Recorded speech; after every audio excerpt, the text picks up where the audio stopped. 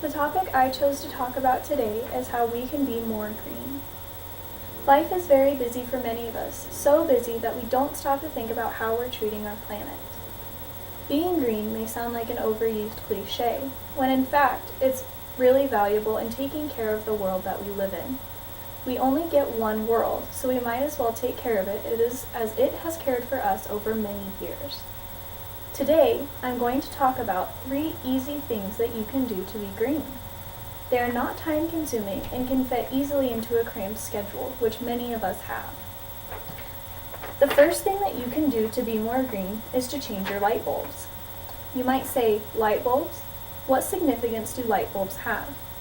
In 2006, the Energy Star program, which is a program dedicated to saving energy and constructing green products, saved enough energy equivalent to taking 25 million cars off the road. It also saved Americans $14 billion in utility costs. By switching to fluorescent light bulbs, you can use 2/3 the amount of energy of a standard bulb. If you're not sold yet, listen to this. What if I told you that a fluorescent bulb lasts 10 times longer than a standard bulb as well? Not only are you saving energy, you're saving money. Changing your light bulbs is a very simple thing that has a large impact on our planet. The next thing that you can do to be more green is to shut things off. This might sound like a really simple thing to do, and it is, but it's so simple that many of us overlook it in the course of a day. If you're not using something, unplug it. If you're not in a room, shut out the lights. When a device is left on and not in use, it's called phantom power. Many of us do this when we leave our cell phones plugged into charge and our iPods as well.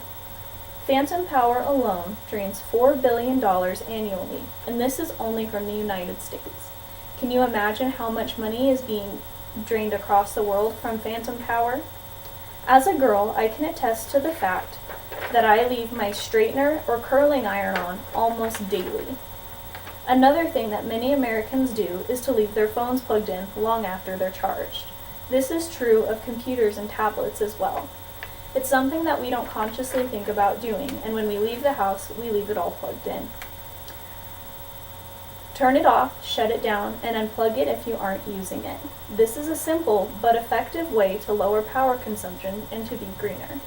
When you leave your house, turn off all the lights, make sure all devices are unplugged, and help our earth a little bit. One final thing that you can do to be more green is to lower your water consumption. There are so many different ways that you can do this. I am going to give you 3 examples, and I'm sure you can think of many more. First, check all the water devices in your homes for leaks. You could be losing cups to gallons of water and not even be aware. Next, try to take shorter showers and to avoid baths. Did you know that a 4-minute shower uses 20 to 40 gallons of water per shower? Most of us take 10 to 15 minutes showers, so you do the math.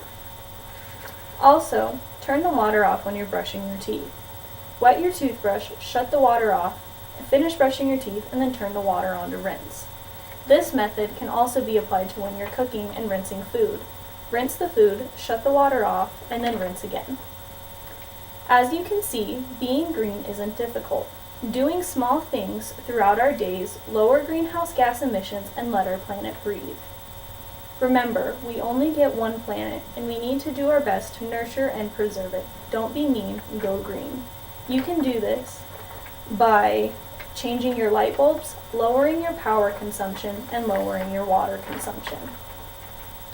The 3 sources that I used in my speech were HowStuffWorks.com, Earth911, and EarthEasy.com.